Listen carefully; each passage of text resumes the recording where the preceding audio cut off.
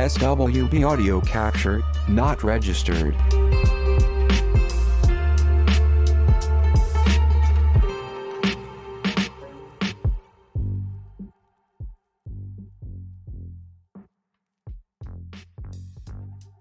Everybody, hello. Let me turn on the music. I am a little under the weather because I had too much time having a really good night last night, guys. So sorry, my energy is gonna be kind of low. I'm trying to not aggravate myself right now. Um, this is a good sign though, because it means that I overexerted my body because I had such a good time. But this is gonna be a very chill stream. The way it's gonna work, guys, is that we're going to talk about first my initial impressions of Avatar: The Last Airbender, Netflix's version. To those who do not know, I got an invite to the premiere that happened last night in Los Angeles, California, or really Hollywood, California, the Egyptian theater. And I am floored at how well they did with this. I am the impact of this is incredible to me. And I'm gonna get into all of that. The way we're gonna work with spoilers, so this is going to be a non-spoiler review at the start. There will be a part where you guys can do questions and answers, so you guys can ask me like specific questions about what you want to know about the show, and I'll answer it if I feel like it's a non-spoiler. If it's a spoiler answer, then I'll write it down on my notepad here and save it for you guys so we can answer that later for people who don't want to get spoiled at all. First off, let me not be rude. Let me say hi to everybody who's in the chat. Cake, what's going on? Oofy the Troll, what's going on? Still on track. Moth 17, Zuzu, Blake Landry, Shirayu, Christopher Killian, Justin, Aki, SWB Leon audio King, capture, Ristika, not registered. Ravene, Alex, Sharab. Hey, what's up, Alex? Bruno, Appa, Jad, Dolphinder, Talking Weevil, Noah, bunch of people in Big Vault. Let's go. Yeah, I am very tired. I am sick right now. Actually, I have a fever.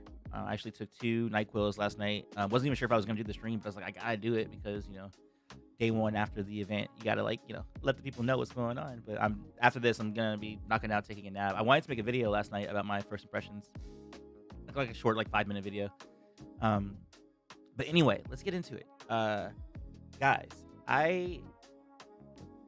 the visceral reaction this adaptation did for me is sort of incredible. And this is what I always felt was possible. Like it's actually kind of hard to screw up Avatar if you get the foundation of it right. As long as you get the foundation right. Hey, thank you for the subscription. Whoever just subscribed just now, I don't know who it is. Spencer Littles, thank you for the subscription. The episode opens up as we were. Well, I'm not sure how level of spoiler. I'll be very vague. We open up with a scene that is new to the show. Some of you guys might know what I'm already referring to, but the scene opens up on something catastrophic, let's say, and it goes straight into action. It feels like just watching the first 5 minutes of the show, I was like, this needs to be like, hey, Leon King, thank you for subscribing to the stream.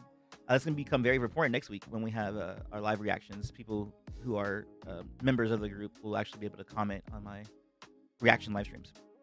Yeah, when I was watching the first 5 minutes of the show, I couldn't help but feel this needs to be like a franchise. Like this, there needs to be like a live action SWB audio capture, but not registered. not about Aang or anyone else. Like literally just give us like a Kyoshi live action or something like that. Like the world is like that lived in. It's that like well realized. I was like, yo, this is literally like so some of you guys might have heard that some of the producers were saying like, this is like Game of Thrones. And it kind of does. There's some gruesome stuff that happens. Like it actually, at the beginning of the show, the first 5-10 minutes makes firebending feel so lethal. Like incredibly lethal. Oh, by the way, if you guys are coming in late, I'm gonna be doing a Q&A later. I'm just going over my first impressions right now, but we'll talk about all that kind of stuff.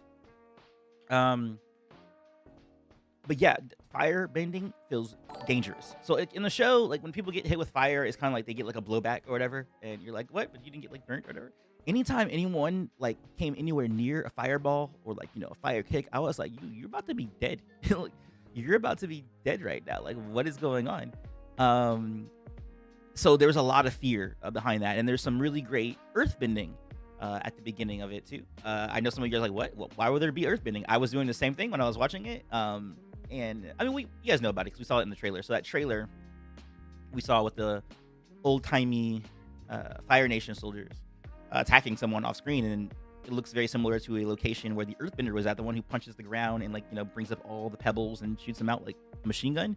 Even that felt lethal. Like it made me feel. Oh, okay, this is a perfect representation of what it. For you guys who have been on this channel for a while, I love the Kyoshi novels, and the Kyoshi novels also made bending feel very lethal, because it should be. Like you're dealing with fire, you're dealing with sharp pebbles and rocks, and so not only did the firebending feel extremely lethal, when the earthbending showed up and some of the moves that we saw from that, I'm like, yo, like this world feels way more dangerous, and because it feels so much more dangerous, I fear for the characters a whole lot more. So when we eventually do transition over audio to, capture not I registered. would say like the regular show, like where it goes more in line with the original, not the new stuff, because literally the first, I want to say like 15 minutes of the show is all new material, like nothing that we've ever seen from the show before. So once we transition over, and we have Aang like dealing with this huge threat, this huge Fire Nation threat, it's kind of like I'm afraid for this kid, and it helps too that like live action to me makes them feel more vulnerable as children, in a way that a cartoon doesn't do as well. Like I would say I had more fear for the characters in just this 1 hour of the first episode than I did for them almost for the entirety of the original series. Like in a way that like cartoons just feel different. Like it's not live action. It's not as relatable in terms of like the nuances of a character's face. How small and fragile they seem. And oh man, let's talk about performances for a little bit before I move on to the rest of the review. Guys, there is not a single, in my opinion, there is no single like egregious bad performance. Everyone's good. Either it's like it goes from solid to good to great. Like that's how the roles go. I actually was surprised that Uncle Iroh is the one who I feel like I need to spend the most time getting used to. Not saying that he's bad. He is not bad at all.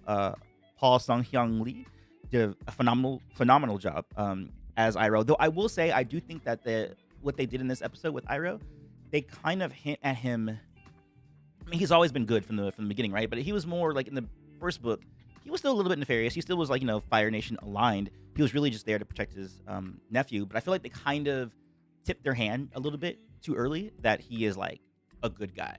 Like he actually has a whole conversation with audio capture with not Aang registered. in the middle of the series, which was cute. I actually kind of like that. But yeah, he just has a different way of performing Iroh that I think I just got to get used to. Not that it's bad. I think it's just a different performance and I have to get used to it. Dallas Liu as Zuko is fantastic. The standout for me that I was shocked by was Sokka as or Ian Osley as Sokka was freaking incredible. His comedic timing is so good, and he does a really good job in the same way that Sokka did. Is that with all this worn-torn craziness, you have and sorry if you guys are just getting in now. I'm going to be taking questions at the end. I'm giving you guys my first impressions now, and then I'm going to take questions, and then I'm going to segment them in either non-spoiler review or like spoiler review. So what was I saying about? Oh yes, Sokka like really impressed me. Like he low-key might be like right now in terms of episode 1 like my favorite kid actor, followed extremely closely by Dallas Liu as Zuko. Now, not saying that Gordon and Xiao are bad. They are not at all. It's just that they're like more just solid. Like they're doing more standard stuff. And maybe we'll see more of like their acting range as the show goes on. And of course with Zuko you have a lot of to chew on with Zuko obviously in those first few episodes of the show. So Dallas has a lot more to work with.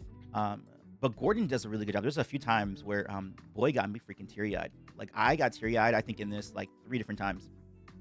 And most of it had to do with Oh no, audio capture alert. Uh-oh, hold on. I know what's going on, guys. Thank you for telling me that. I know how to fix it. Let me see if this works. I'm gonna do this and then do this.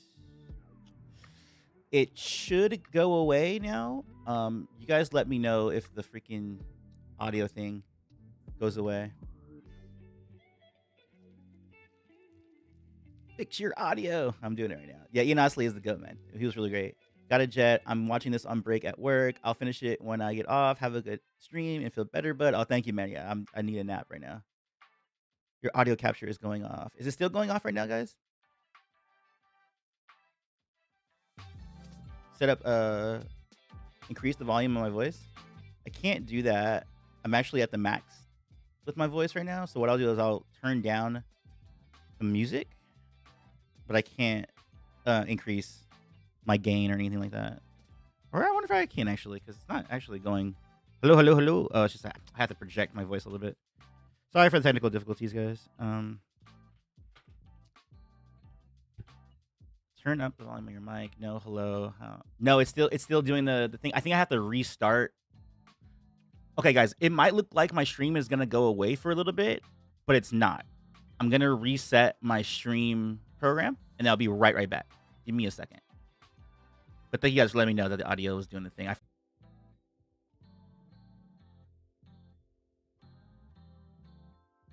Okay, let's see. How about now? I should be back.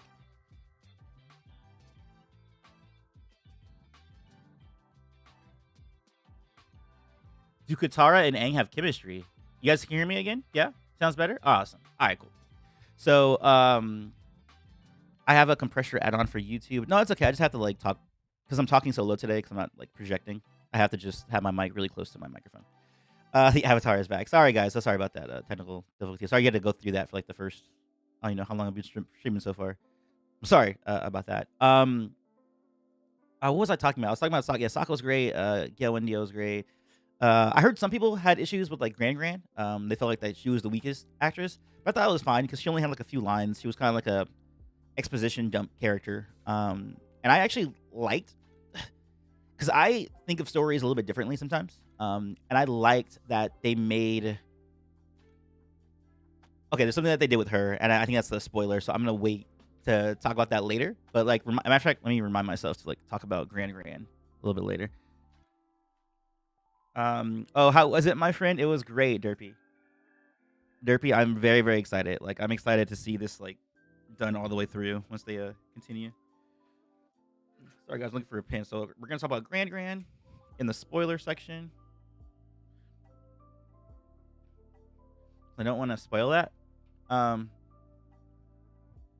Oh, John was like, I can hear you just fine. I don't know what other people were talking about. Oh yeah, someone was asking, do Katara and Aang have chemistry? I really enjoyed what they did with it. Because instead of it being like an instant crush sort of situation, they don't really indicate that there's a crush on the side of Aang. It just seems like they're friends, like they're just getting to know each other. And I think I would prefer that, especially with how old all these guys are and how much older they're going to be when they do, eventually film season 2. And I'll be shocked. I'll be extremely shocked if they don't get a season 2 green light on this. Oh, did I talk? Oh, and I should also say, guys, as we continue the review, is that I did go to the red carpet as well. I was able to secure a ticket for the red carpet, so I got to see like so many actors like come through. My favorite interaction was with the Cabbage Merchant, the actor who plays the Cabbage Merchant. No one else really recognized him because obviously he's a voice actor, and no one's gonna really like. He walked like pretty close to the red carpet. Nobody was like cheering or doing anything for him. So I went out, and I'm not gonna re-perform it because my head hurts right now.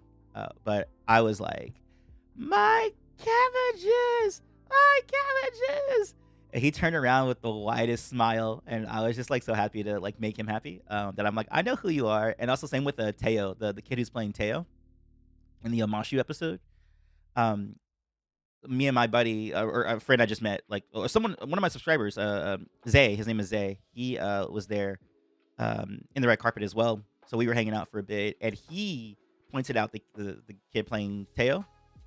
and he said, "Hey, isn't that the kid playing? What's his name? What's his name? The guy in the wheelchair?" And I was like, "What, Teo?" And I looked over my shoulder, see that it's him, and I'm like, "Hey, Teo, Teo!" And then he looked and he smiled because I'd liked giving more props to those who I feel like weren't gonna get props because most people don't know like who they are, especially with Albert Kim. So Albert Kim, when he came through, I don't feel like a lot of people like really knew who he was. Like they were just there for like the actors. So I like went across like the entire the row of the red carpet people that were there, and I was like, guys, everybody cheer! Like this is Albert Kim. Like he's the one who made all this possible.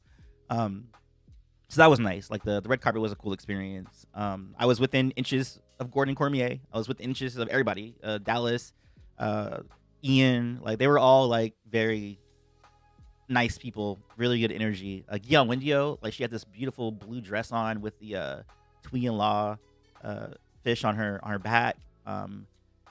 Elizabeth Yu like slayed with this red dress that she came out with. And I was looking for her boyfriend, the dude who's on Stranger Things, but I didn't see him. But apparently he was there. He just didn't come on the red carpet. Um, but yeah, man, it was just so good. And then yeah, so as we get into like the episode, there are things that are changed, obviously. There's quite a bit that's changed, but it's all Avatar. Like I agree with almost all the changes that they made, or not agreed with it necessarily, but like I was okay with it. Um, and I like the little arc they had for Sokka when he's fighting against Zuko initially, and then even then, like the Zuko Sokka fight felt dangerous, man. Like I never like in the show, I never, especially how they played up the Sokka Zuko fight in the television series. Net, it's more for comedy and more for like slapstick, right? In this, I'm like, bro, like Sokka, you about to get burnt. Like we already watched like 15 minutes of an intro of people like literally getting burnt to a crisp. Um, and I mean, like, guys, they push like if obviously this doesn't like have a rating like a movie, like it's not like an R rating or PG-13. It's TV, so it's like TV-14. They really pushed the bar on TV-14. Like I was almost shocked with some of the stuff that I saw got approved to be TV-14 because I was like, that they're really showing it. They're showing it like it's kind of insane, and it really sets up to make you really hate the Fire Nation because like by the time the opener ends, the Fire Nation was like, I'm like, wow, these guys need to be stopped, and they're dangerous. They're incredibly dangerous. What else can I talk about? Oh, the bending. Oh, okay, that's a big thing. The bending in the show. So it definitely feels more like magic. Now it doesn't feel like an art form built from a martial art. I would say there were like several instances where I'm like, you're just doing magic. You're just doing magic hands. You're not doing any kind of like And I felt like there wasn't like a lot of consistency with the styles. And in my opinion, I mean, granted, like you can tell when a Earthbender is fighting or when an Airbender is fighting, the difference in those styles. But I did feel like it was very samey, and it definitely feels more like magic. Like the airbending is a lot different. Like there's parts of the airbending that showed up in this show that I'm like, what's the point of Zahir? Like what makes Zahir so special? In Legend of Korra when he learns how to do unassisted flight, when basically these airbenders are essentially like flying, like in this version of the show. It's kind of crazy. But I actually was shocked to say that the earthbending is what looked the best to me because when we've seen the teasers and the trailers, there is martial arts. I will say there are martial arts, but it doesn't have the same weight as it does in the show. So how like in the show, you have to do an entire move set to actually generate. And then there's one part where Zuko is training, and that felt more like his training sequence felt more like proper firebending than I feel like the actual action scenes. Now, granted, someone was saying this when I was like telling him that my complaint about that. When I yes, someone after the screening like was like, oh yeah, but they were like the firebenders were imbued with Sozin's comments, so they don't have to do as much like movement to like do their thing. But I was like, but it's not just it wasn't just the Sozin's comment boost. It was kind of like some other things too. But it was like a very minor nitpick. It wasn't like it was like super egregious. Like it just felt like magic. There's definitely a martial arts foundation to it, but it wasn't as impactful to me as it was in the show.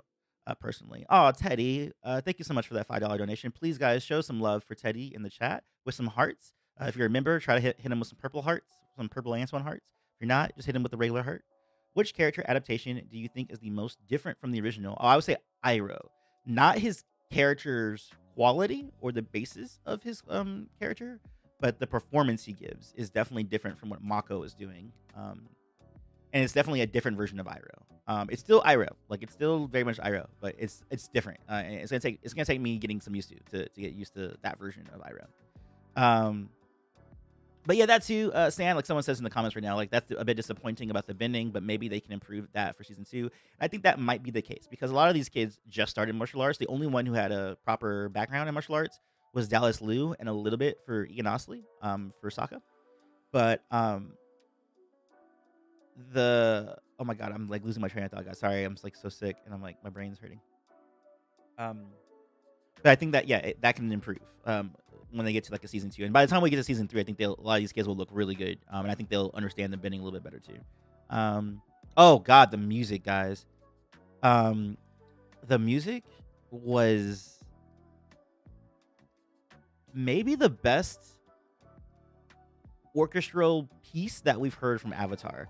Maybe not. Legend of Korra has some really dope music. Maybe not like to the heights of like Legend of Korra, but it's right up there. It's like top 3 soundtracks for Avatar for sure.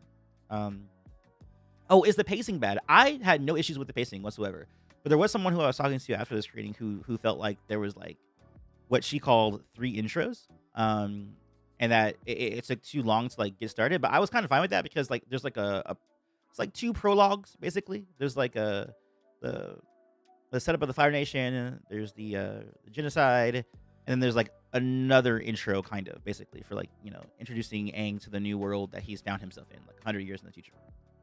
But I wouldn't say the pacing was bad. But I will say that there were people, or there was a person at the theater who felt like the pacing was bad. But for me, I completely was fine with it. Oh, is the bidding better than the 2010 movie, the M Night movie? Yeah, it's much better than the 2010 movie, for sure. Man, I'm telling y'all, when y'all see the earthbending in that opening scene, it's like pretty nuts. Oh, and there was a change they made. I'm not gonna talk about it here. I'll be vague about it. But when Aang finds Gyatso and the way that he comes out of it and like chills out about like what happened, um, a different character basically talks him down from wrecking everything. And I wasn't really a fan of that. Like that was like one of the things I'm like, I don't agree with that at all. Like what? All right, so now we'll get into the question and answers. 'Cause that's pretty much like it's pretty much everything that was there in that first episode, and like my general first impressions. Now we'll get into like the nitty gritty of what you guys want to know about and things like that. So now, guys, we're getting into the Q&A section of the video. So what we'll do, let me create a text box so I can let people know when we're doing spoilers and non-spoilers. I thought I could write text on the stream thing. Oh, I can. Sick, right here. Add source. Non-spoilers. But yeah, get your questions ready because non-spoilers. Non-spoilers. Oh my goodness. Spoilers. Helvetica is fine, I guess. Whatever. Why does that look so crappy? All right, done.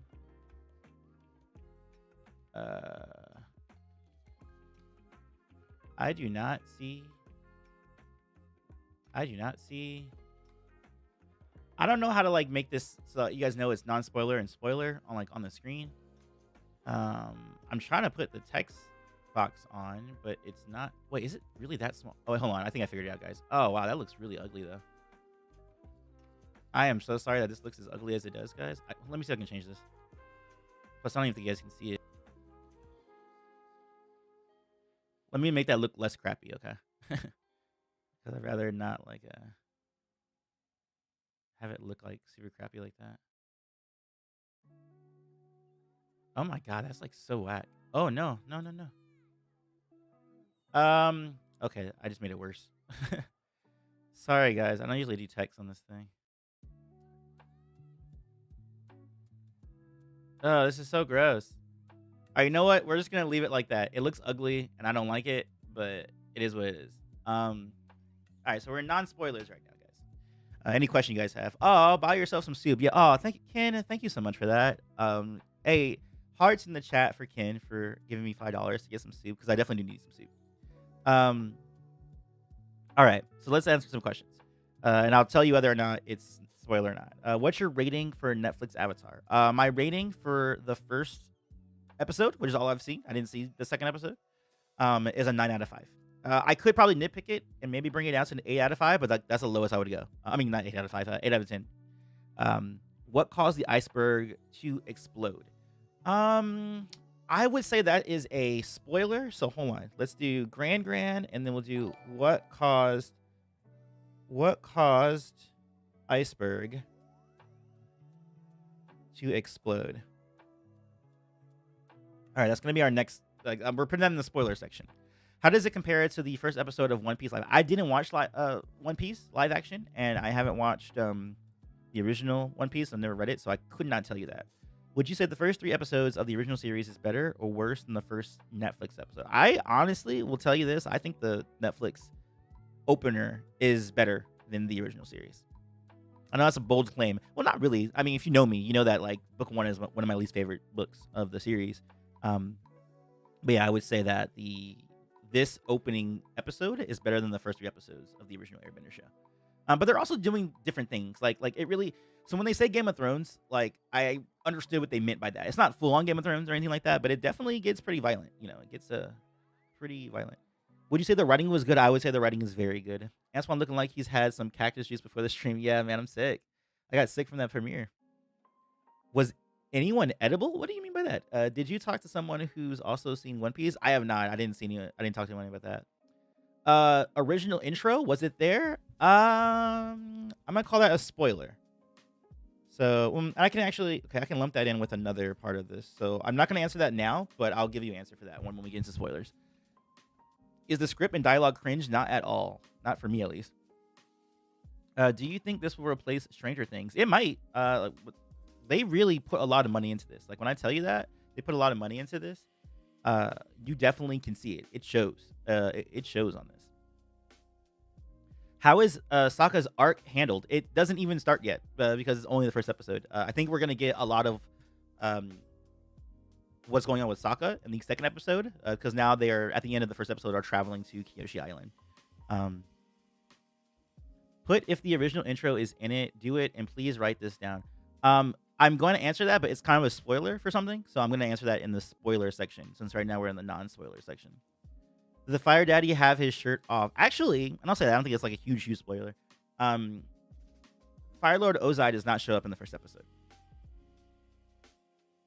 How many episodes are crammed into the first one? It's the first 3 episodes are adapted into the first episode. I will say there were some times where I agreed that the pacing was a little rushed. I definitely felt like there was a particular like dramatic moment that I felt needed more time to land, and then they cut away and instantly make a joke out of it, which is fine. And it's a joke, made by Sokka. But I felt like it just needed like just a little bit more time for the tragedy to kind of like set in. Did Azula appear? No. Fire Lord Ozai and Azula do not appear in the first episode of the show. The CGI visuals were mostly good. I would say like 90% of the shots were great. 10% of the shots, some of them were nothing was like actively bad, but there were some like that looks very computer generated. Like there was when Aang goes into the Avatar state for the first time in the show, they animate his face, and it's a very animated face. Like it looks like a cartoon, or not, like a CGI like Final Fantasy from 2000 kind of look. And there was one water bending moment that I felt like, ooh, that water ball looks a little rough. But 90% of the time, the effects were super great. Lily already answered about Sokka. Sokka's sexism arc isn't until episode 2. Any of the past avatars in the first episode? Yes, kind of. I mean, like not like actively. Well, technically yes. I don't think that's really a spoiler. So the intro, which I don't think this is too much of a spoiler. Yeah, it's not that much spoiler. So instead of it being like Azula, the character that was originally going to be Toph, Aang, or not even Aang, it was someone with a mustache. It was not Aang in the original intro. And Azula, or whoever else is, I forget who showing up in there. They show the avatars instead. So the intro is the avatars doing each bending element, not like, just rando characters. Was the character development good? I mean, it was only the first episode, so there's not like much to like develop, but I there was a lot of really good setup I saw because I know where the show goes eventually. So just seeing that, I think and knowing where it's headed, I think they do a lot of good job with the setup in the show. Why would they animate the face? Well, it's probably because their production budget like couldn't like get the face correctly, and it wasn't like super bad. Like it was only for like a split second that you could tell. Oh wait, that's like an animated face, and he's like animated emoting. But it's like a small nitpick. It's not like a huge issue at all. Was the humor good so far, especially from Sokka? Yeah, the humor was really great. Like that is almost like one of the highlights of it. Like the humor was really good. Like even from Aang, like they had a few lines from Aang that were like they got a really good chuckle from a lot of the audience. How was Zuko and Iroh's chemistry? Pretty good. I mean, this is still the part of the story where Zuko is just always angry, and Iroh is just trying to like keep him calm most of the time. So you don't get to see like the full extent of their relationship because you know how extensive and complex and deep that relationship goes by the time Book 3 comes around. But for the first episode, yes, it's there. How is the world building so far? Can you feel the scale? Yeah, okay, Oscar, I'm so glad you asked that question.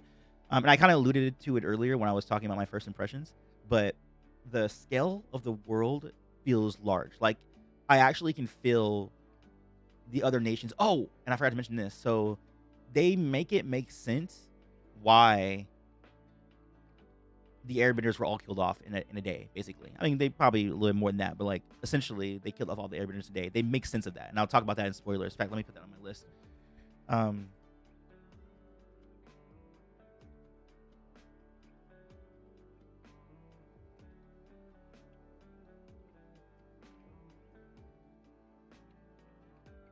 Let me put that for the spoilers. Oh, thank you for the one New Zealand dollar. Oh, thank you so much. Let's celebrate their first super on live stream. Oh, guys, that's his first super chat.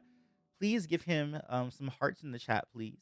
Either some Antoine hearts or oh my god, guys, I'm so sick right now. Did anyone go on a sled? No, there's no penguins. There's no penguin sledding. But the spirit of penguin sledding is great. Like oh my god, when you guys see it, like I've said this before so many times, but like Aang's true superpower isn't that he's a demigod. His superpower is that he is a great person filled with hope, and he can bring hope to this, war-torn world. I think they nailed that absolutely perfectly, showing why it's important for him to be an avatar. Like, there's a conversation he has with Gyatso where he essentially says that, where he says, like, if anyone was to become the avatar, I'm so happy it's you, Aang, Oh man, you guys, the Gyatso and Aang stuff, y'all need to get some tissues for that, bro, because that stuff is so good. It is so good.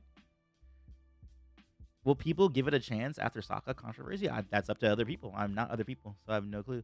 Is Azula's fire blue? Azula was not in the first episode. What did you think of the dialogue from the child actors? I've heard that it could be a little wooden at times. No, I thought all the child actors did pretty freaking well. Penguin sledding would just be animal abuse IRL. I mean, yeah, true. Like, that is kind of animal abuse. Did you notice that they're in a set? Does the environment look realistic? The environments looked really realistic. I had no issues with the environments at all. How does the first episode end? In the same way that I'm gonna say in the same way mostly that the original ended, but not really. It ends with episode 3 of the original show. I'll say that. Oh man, I'm not ready for all the crying I'm gonna be doing. No, I'm not. I'm not even kidding. Like my tears welled in my eyes 3 different times during this. Spoiler question for later: do we see more of the air nomads style of culture? Kind of. I don't really know if I needed that put into spoilers. I'm gonna say kind of.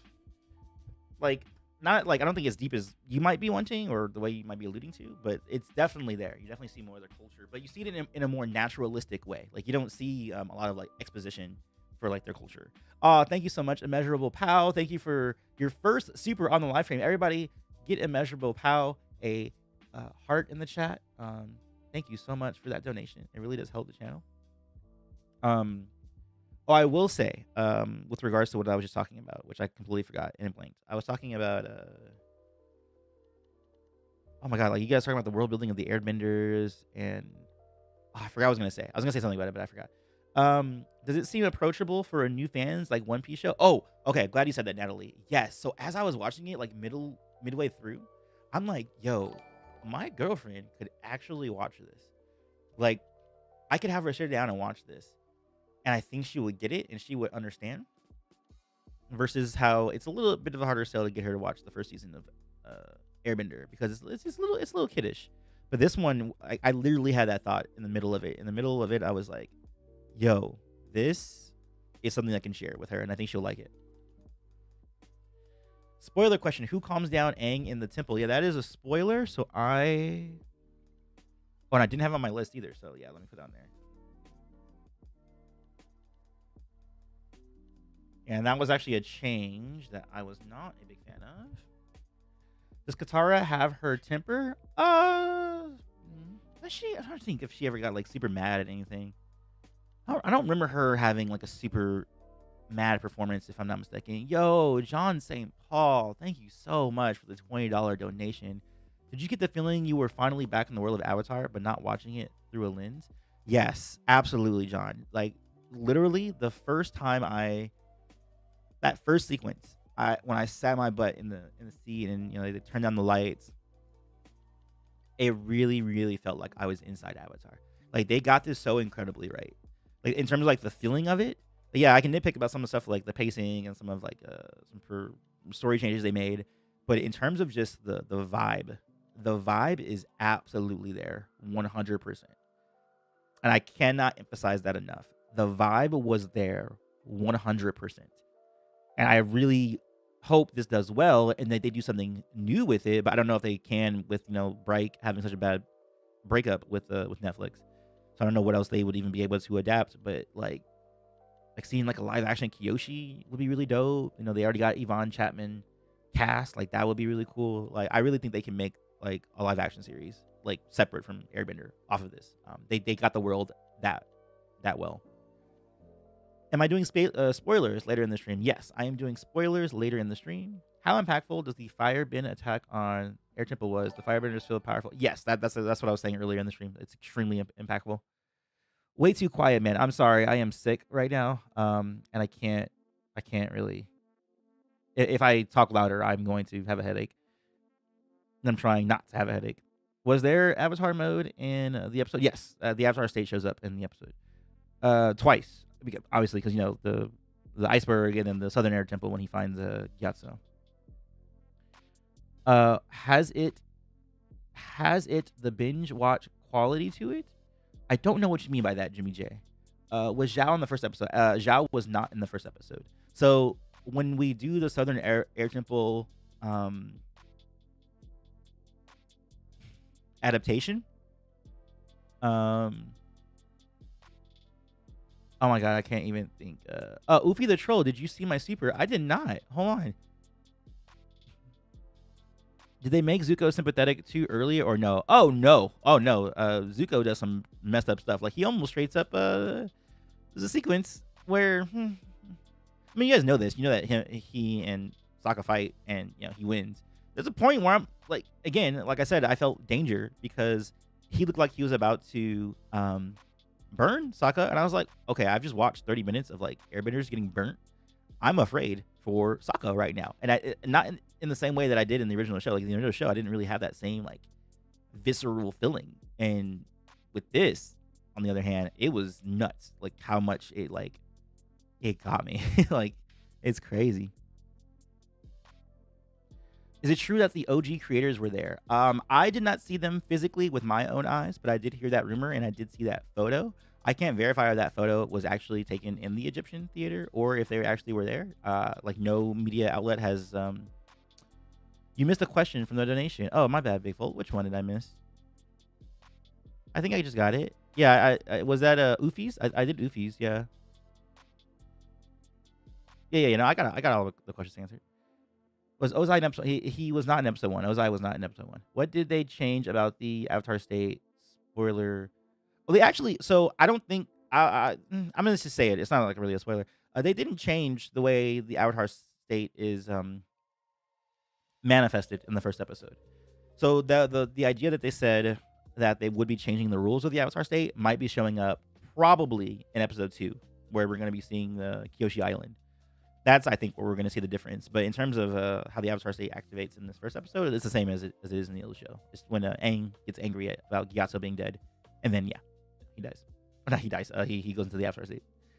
How did you feel about the Katara and Aang early friendship? It's great. I actually prefer that they don't make it an instant crush on Aang's part. I like, and if they are setting that up where they're just making them friends at first, I think that's way better than having him have an insta crush on her and have that develop more so maybe within book 2 and book 3. But I think in this first one, they literally just give off friend vibes, and I think that's a good thing. Like I think that they need to build into liking one another.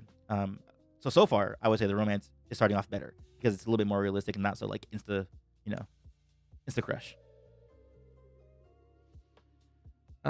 How are the performances? I already answered that question. Is Iroh the performances are good? Is Iroh as adorable as in the original?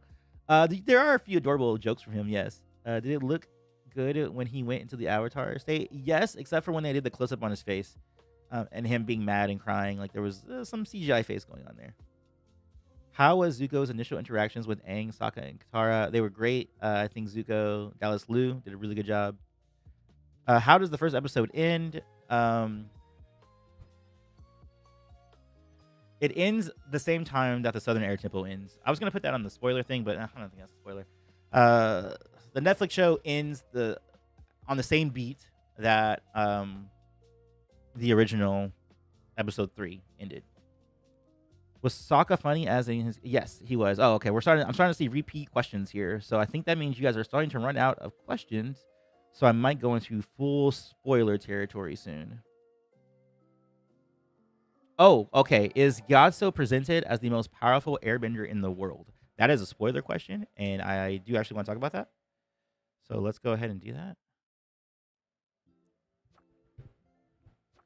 Are the battles epic? Yes, the battles are insanely epic. And I'm gonna talk about that in detail in a minute because I think we're about to move into spoiler territory pretty soon.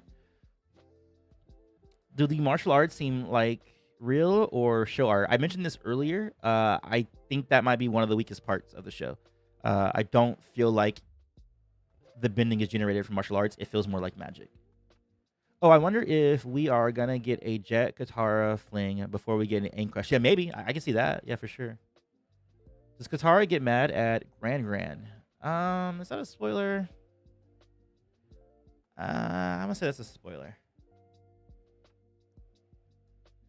Why do you think the Diary of Zuko was included? Ooh, that is a spoiler, and that's a very good question. All right. Oh, yeah. Okay, y'all are getting some better questions now.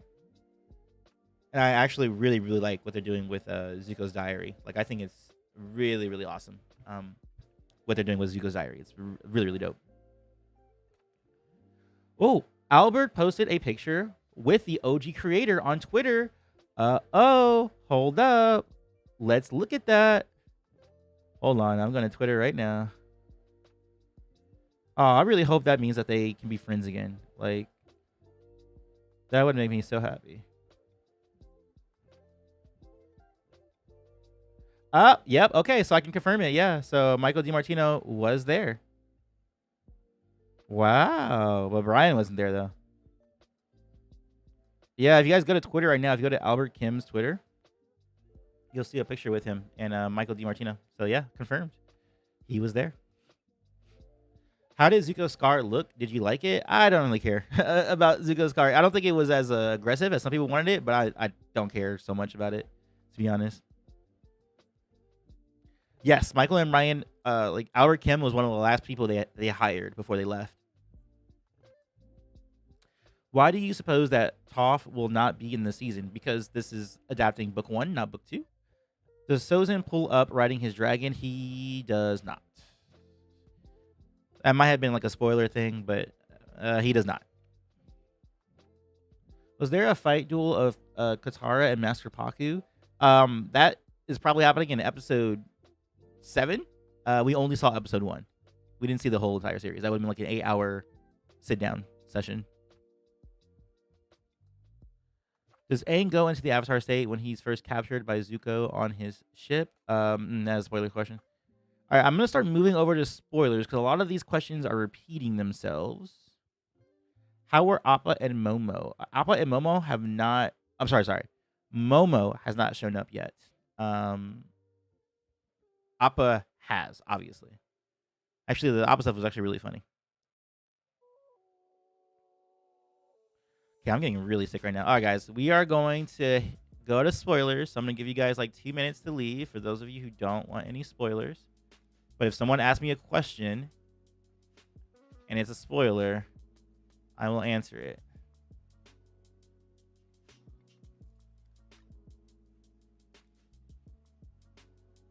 All right, now we got the spoilers. All right, so get on out of here if you don't want to get these questions answered.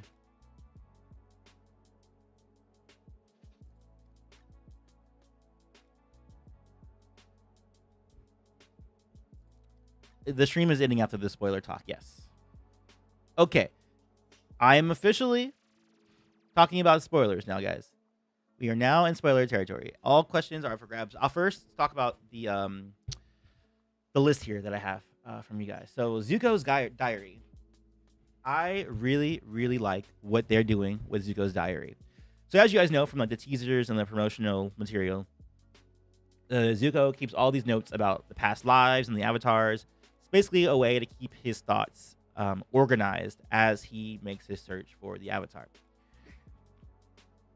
We see this throughout the episode. We see him scrolling in it. You see his entire room with all the papers and him tracking it. I think at one point one of the Fire Nation soldiers even goes like, "Oh man, I don't want to go on another spirit goose chase," because it actually kind of makes sense that he's there. It's not like so random like it is in the original show that he's just like, oh, he just happens to be there. When the avatar reactivates, he actually was there because of I forget exactly like the exact reason. But I know that he was there because of some like spiritual mumbo jumbo, like via his research.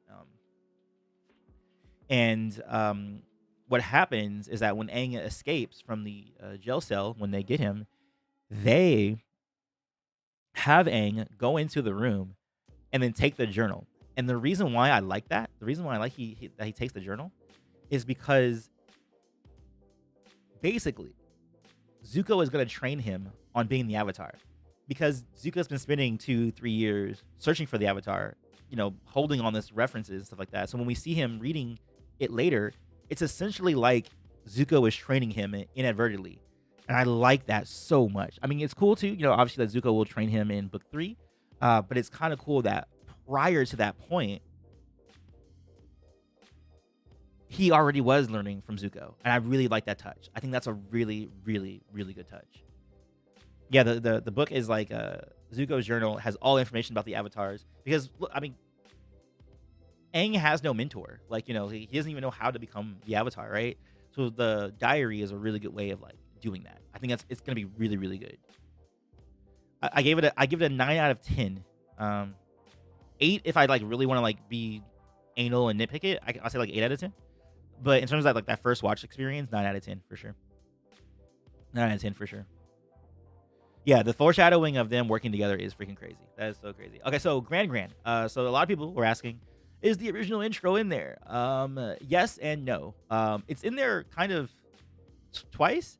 So the visual image of like I said before, the benders are showcased through the avatars. So you see like Kyoshi doing her bending. You see Yang Chen doing her bending. You see Kuruk, all that kind of stuff.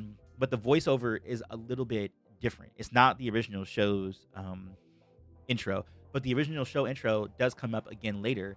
Grand says it when Aang wakes up and comes to like the central tent where all the tribes people are there gathering and figuring out what they're gonna do with Aang and stuff like that.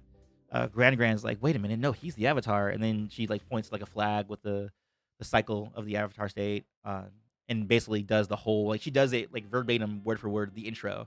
But it happens like midway through the episode. And Katara doesn't say it. But I actually kind of prefer that Grand was the one telling us because the way that she was telling it, it felt like a folklore. Like in the same way that you would have in like real life, like some urban legend or something like that, right? Something that you could tell that they've been telling each other for like the longest time, everything changed when the Fire Nation attacked. Like it's like a mantra that they say over and over again. Basically, she's like saying it over again, like with the revelation that, oh no, we're referring to Aang. Like this is the last Airbender. This is like, uh, what it's gonna be. And I actually prefer that. I actually prefer Grand like doing that. The only thing I wasn't super thrilled about is that at the intro, when they show all the bending arts, which I think is gonna be the intro for the show, like most of the times that the show comes on, the character work was very CG. So when we see Kyoshi, when we see Yang Chen, when we see Kuruk and Roku, they're definitely CGI characters. And it's weird because you can tell they're going for photorealism characters. And you get yourself into the uncanny valley. So when the intro was playing, it felt like, oh, this feels like a video game. And I think it would have been better if they did it more stylized. Like if they made it feel like more painterly or something like that. So that it didn't feel so stark. Because, I mean, again, this is just a nitpick. It's not something that it's like not a deal breaker or anything like that. But I did notice that. And I was like, ooh, you guys should get more stylized. Because it wasn't stylized, it just felt like it was bad CGI to me, in my opinion. So, yeah. Yeah, I mean, it makes more sense that Grand would know about the Avatar and everything, because she is old, and she would have heard about those stories more recently to when it happened, Yeah, I agree. I also like Grand being the one telling the initial story of the Avatar and doing the intro and all that kind of stuff. Okay, so what caused the iceberg to explode? So the reason the iceberg explodes is different. So Katara doesn't get mad at Sokka and then burst the iceberg. And it was actually really funny. Like when they actually first encounter the iceberg, Katara's like, "Oh my god, what is that? That's so cool." And then Sokka's like, "Oh yeah, it looks weird," and it just like turns around, like because they lose their boat. They crash into like an ice cave, and lose their boat. Like their boat is like drifting away, and Katara needs to bend the water. And she obviously, what we've seen from the beginning is that she's not a very good waterbender yet. Like she has no teacher, she doesn't know how to do it. She's just doing it by feeling. She's self-taught. So when the boat is drifting away, she is trying to get the bending to, or sorry, the boat to come back with her water bending. And that is what activates Aang, because there is a presence of water there, and she's struggling. So she's like, using her bending like in a very like strong manner. So when she does that, and is like angry. So someone was asking, did she ever get angry? I mean, I guess like when she was bending, trying to get the boat back, she was like, frustrated, and that's what it burst open. And I was right. Oh, by the way, when I did that promo for Iroh and not Iroh, Zuko. When he was writing in his journal, I said, I bet you guys when these lights light up, it's gonna be him writing in his journal. The lights are gonna light up, and he's gonna run up to the top deck and see Aang, coming out of the iceberg. And that's exactly what happened. So I actually call that one. But yeah, it's a little bit different the way the iceberg is unlatched. The acting is good. Sorry, I've already like mentioned this like 3 times at this point. I know some people come in later and they have the same questions as people before. So the reason for the genocide makes way more sense. So I'm moving on to the next thing. So the way they made it made sense, because I always was wondering, like, how did they coordinate? How did the Fire Nation coordinate attacks on 4 different temples? Like, how does that even work? Granted, the answer isn't like super, super good, but it's better than like the no explanation that we got from the show. So essentially, on the same day that Sozin's Comet happens, there was this like Air Domad annual like regathering where all the air temples come down and visit the Southern Air Temple. And it's really awesome, guys. Like there's a shot where it's after Aang and Gyatso, they are introduced to the show. Like we get introduced to who they are. And then they have this conversation where we see that they have like a father-son, friend-friend kind of bond going on. And then we look up into the sky because Gyatso says, oh, hey, look at our brothers and sisters are here. And you see an entire sky full of flying sky bison. And it is so cool, guys. Like seeing dozens and dozens and dozens and dozens of flying sky bison. You can really tell that, oh yeah, all the airbenders were coming to the Southern Air Temple. That was crazy. And when I tell you guys how vicious it is, the genocide, it's pretty bad. Like you see people burned alive. And I'm actually really shocked that they were able to make that happen. Cuz it is really brutal. Like I said before, like this is like pushing the boundaries of what TV 14 like LV language and violence is, which I don't think they even have anything for language because there wasn't any bad language, which is violence. There was one part where Sozin, like there's an airbender when the firebenders arrive, to the air temple. They don't use dragons; they just use their fire jets because they're empowered by the Sozin's comet. So they're able to use fire jets from the ground, get up to the air temple. There is a scout that's there, and he's like, "Oh my god!" Like he says, "Brothers, sisters, we're under attack," and I think he gets hit in the back with fire. And then Sozin literally just grabs him by the wrist.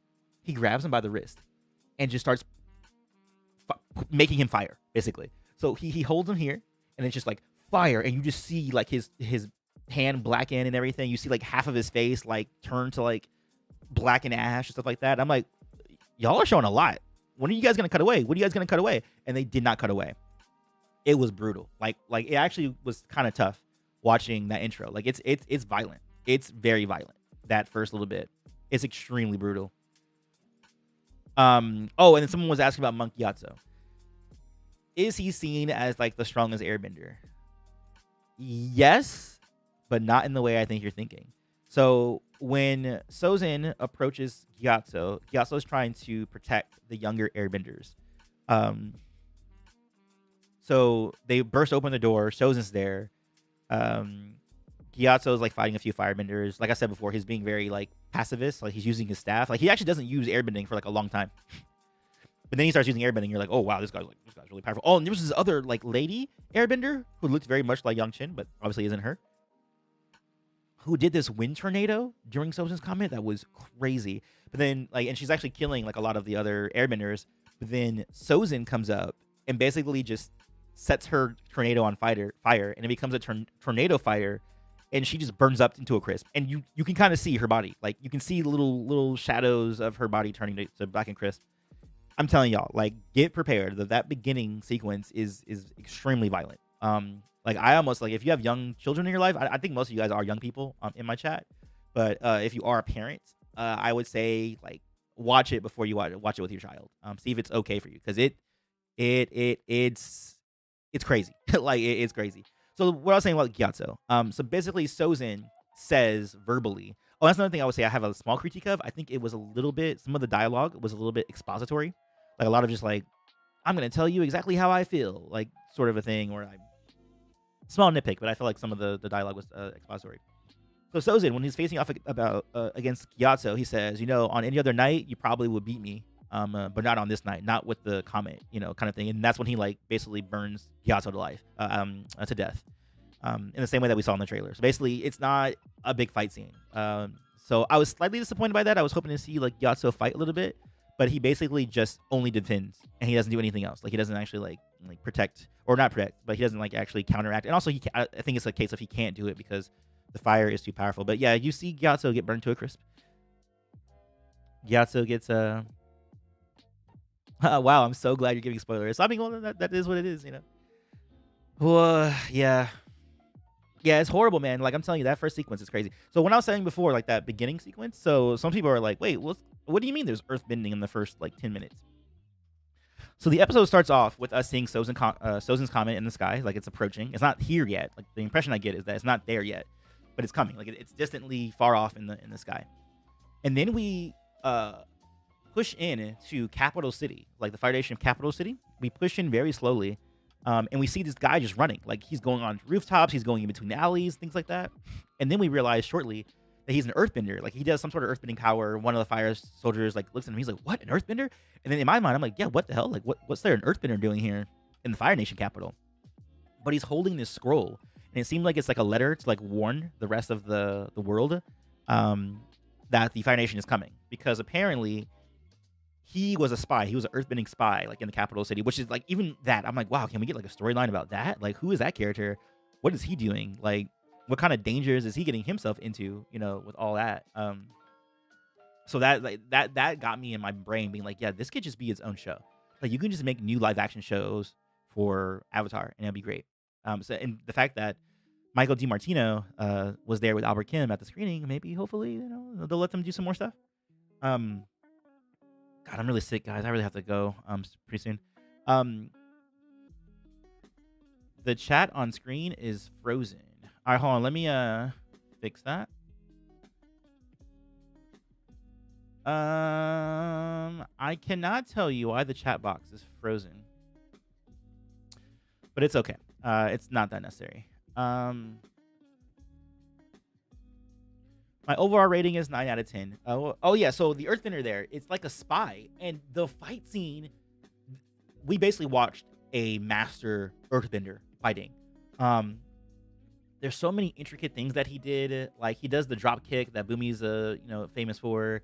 Like earthbending feels so brutal. Like if you get hit with one of those things in the same way that firebending felt brutal, like when he was getting hit with fire, it felt like, yo, that dude is burning alive right now. Um, and it makes me wonder, like, who is the guy? Because he basically gets like the end of the capital city, and there's a guy in a cart. There's an ostrich. Uh, oh my god, I can't remember what the name of that animal is. The ostrich horse. Um, that is at the end of the alley, right? And he can't get it there because he drops his scroll because he gets hit in the back with fire. So then he like uses his earthbending and his. Oh, by the way, so the beginning sequence, I feel like because they probably use stunt performers and not actors, that stuff looked way better than I think some of the other bending in the rest of the show. So yeah, he does his move. He makes the ground lift up and throw the scroll out so that the guy can take the scroll and like take it to the Earth Kingdom. But the genius thing about it is that freaking Sozin was being a little Azula and giving out false information. So while the spy like dies for this information, it's actually not good information. Basically, the plan that they let leak is that they're going to attack the Earth Kingdom, not the Air Nomads. But he's doing that because he wants everybody's eyes on the Earth Kingdom, not the Air Nomads, which is where he is actually going to attack. So I thought that was pretty clever. Like I thought that was a good way of making it work. Oh, thank you for the $10. I've got to run too. Thanks for the spoilers, Spies, Dai Li. Yeah, no, we actually were talking about that. We were like, "Oh, was that a Dai Li agent? Like, who is this Earthbender character? And like, what are they doing?" And because they used an Earthbender, and some of the other nations were like talking or coordinating their attacks against the Fire Nation, I thought that made the world feel so much bigger. Because it wasn't just like, oh, it's just the Airbender genocide. It's like, no, the Earth Kingdom was like, involved with it. The Water Tribe was involved with it, and Katara has a new line. She says something very interesting that she says, where she says that they haven't been able to talk to other nations, and that's something that you kind of get an impression of in the original show, but you don't get it directly said. That the other nations are all entirely isolationist. Like that for the Water Tribe, the Northern Water Tribe, that they don't really like let outsiders in. The Earth Kingdom is very like there's no war in Ba Sing Se, kind of stuff. So everyone is basically kind of like defending themselves. Like there's no coordination, there's no like teamwork happening. So I can tell that they're setting that up to be like an arc for the world of coming together and fighting against the Fire Nation. Who calms? Oh yeah, okay. So who calms Aang? The person who calms Aang, I don't agree with. That is actually one of my favorite scenes from episode 3 of Avatar. Is the fact that Aang, when he goes up to the Avatar state, is really angry when he sees Gyatso has died. It's Katara who says, we're your family now. Like even though you everyone else is dead, we're your family now. And that makes him feel better. Comes down, but this time, and I get it kind of because they spent so much time establishing Gyatso and Aang. They actually have Aang just flash back to Gyatso's mentorship. And asking or telling Aang, like, you're so great, I wouldn't want the Avatar to be anyone but you. You have to keep fighting. Don't get angry, that sort of thing. And basically, it's Gyatso who talks down Aang. I wasn't a big fan of that. I think that should have been Katara. I think that still should have been Katara who talks Aang down, especially with her line saying that we're your family now. Like, that's so impactful to me. And they kind of lose that by giving that line up to Gyatso. Alicia, thank you for these €6. Everybody, hearts in the chat for Alicia, please. I'm happy to hear the review from you. Can't wait to see the series myself.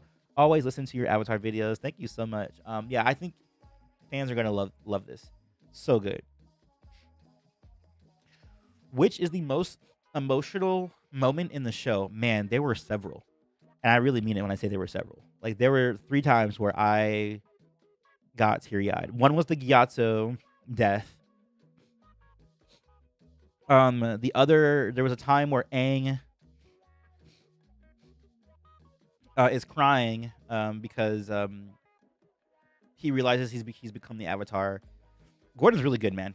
He's really good in terms of like his teary eyes and being like a youthful kid. He's really funny too. Like really good, man. Is Aang in the temple when the genocide takes place? No, he's out in the ocean, like in the original show. Um, and the Avatar state looks really cool. Like when they have him make his ice ball, super super dope. So cool.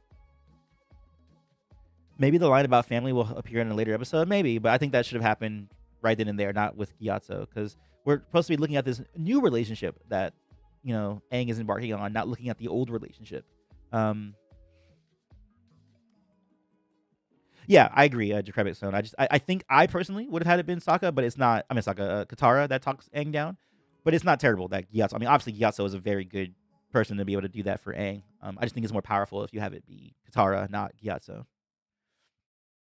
The music was fantastic. Does Aang go into the Avatar state on Zuko's ship? Not on Zuko's ship. He only goes to the Avatar state twice in the episode. Once when he goes to the iceberg, and the other time is when he sees Gyatso. They don't. It's a regular fight. When he gets off of Zuko's ship.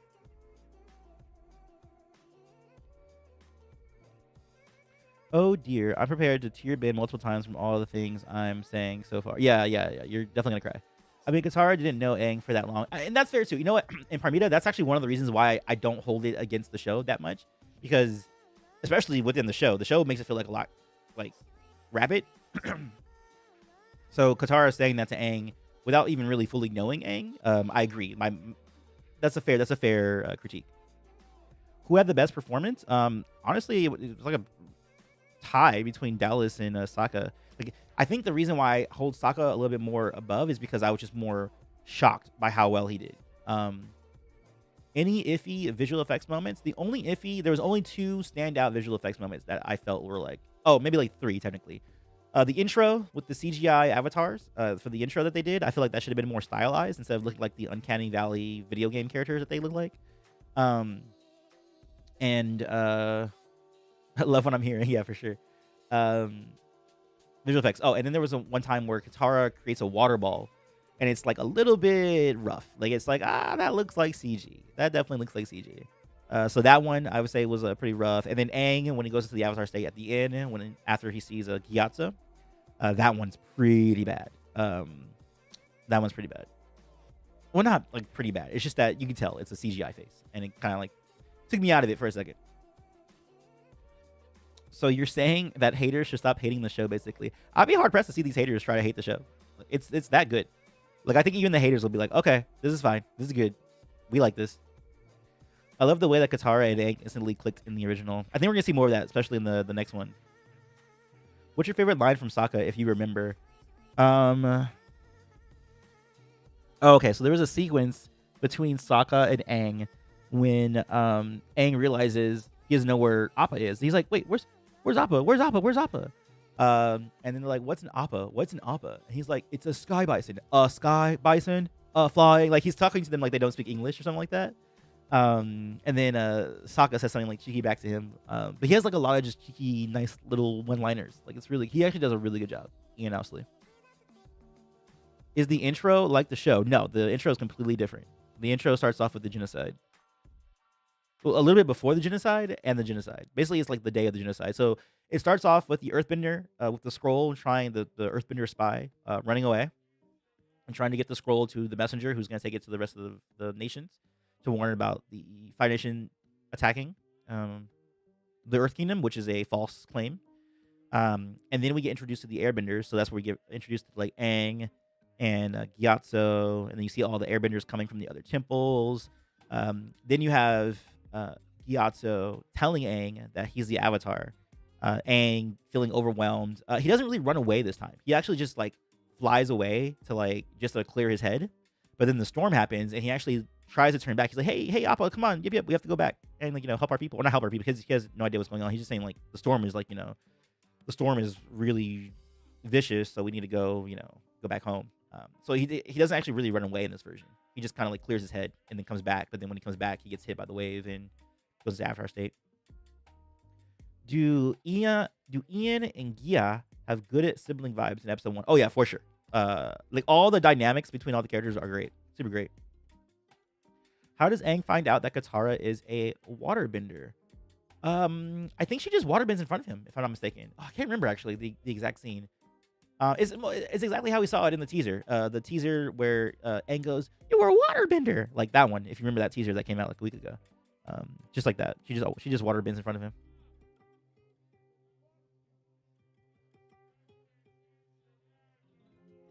Is this live action version of Avatar better than the 2010 movie? It's leagues better. Leagues better. It's not even in the same city. Not even in the same country, I would say. They're in separate countries in terms of quality. Were there any references to the OG, like some lines taken, for example? I mean, yeah, like some like the line that Grand has about the legend of the Avatar, like leaving and coming back, stuff like that. Like there's that. Yeah, exactly. It's not a high bar to pass. So like the show being better than the M Night movie isn't that. But what I'm trying to emphasize and underscore is that it is bounds and bounds and leaps and bounds better than the movie. How is the chemistry between Gordon and Gia? It's super awesome, super good. Yeah, 100 times better. Cool. So I think we're running out of questions, and I need to go get some soup and take a nap. As you guys know, I am sickety sick, and I need a rest. I wanted to make a video. Hopefully, I'll feel better later in the day, and I'll make a video about my experience because I have like a bunch of footage of the red carpet and stuff like that, and I kind of want to tell you guys my experience and like consolidate all my thoughts. What happens to the bison during the attack? I actually don't recall any bisons being involved. I think it's just airbenders who are getting attacked. So I don't think they're actually in there from what I recall. Is the abandoned Fire Nation ship still there? Yeah, that's actually where Katara first shows Aang that she can waterbend. Yeah, man, get some soup and some narrow tea or yarrow tea. Do they have penguin sledding? No, there's no penguin sledding. Any foreshadowing moments that surprised you? Not necessarily. Nothing that like super surprised me. I mean, the foreshadowing of Zuko's diary I think was really cool. Did we get Katara's narration word for word? Yes, but it's told by Grand, not by Katara. Did Aang and Katara explore the abandoned fire ship? Yes, they do, but not in the same way that you're thinking. Like they don't go exploring or set up a trap or anything like that, like in the original.